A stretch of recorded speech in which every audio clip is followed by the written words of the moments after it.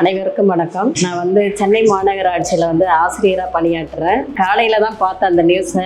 மேம்க்கு நான் கால் பண்ணேன். ஏன்னா இந்த கிளாஸ் நான் கற்றுக்கணும்னு ரொம்ப ஈகராக இருந்தேன்.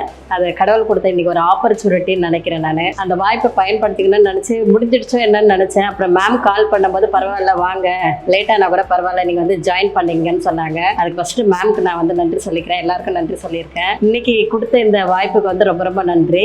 ஏன் நான் இந்த கிளாஸ் அக்குபஞ்சர் ஜாயின் பண்ணேன் அப்படின்னு சொன்னால், எங்கள் வீட்டில் அத்தனை பேருமே பேஷண்ட்டு தான். ரொம்ப கிரிட்டிக்கலாக என் பொண்ணுக்கெல்லாம் ரொம்ப உடம்பு முடியுமாயி கண்ணுலாம் தெரியாத நிலைமைக்கெல்லாம் ஆளானாங்க. அப்போ என்னுடைய ஃப்ரெண்டு டாக்டர் ஸ்பெஷலிஸ்ட் டாக்டர் அப்படின்றதுனால அவங்கள கன்சல்ட் பண்ணப்ப அவங்க என்ன சொன்னாங்க அப்படின்னு சொன்னா, நீ அக்குபஞ்சர் ட்ரீட்மெண்ட் எடு, அது ஓகே ஆயிடும் அப்படின்னாங்க. கோடம்பாக்கத்தில் இருக்கிற மெட்வி ஹாஸ்பிட்டலில் தான் அட்மிட் பண்ணோம். கிட்டத்தட்ட ஒரு 3 lakhs செலவு பண்ணோம். ஆனால் டாக்டர் பயமுறுத்தி என் குழந்தை கண்ணு கிடைக்குமா என்னட்டு அப்படி ஒரு பயமுறுத்தினாங்க.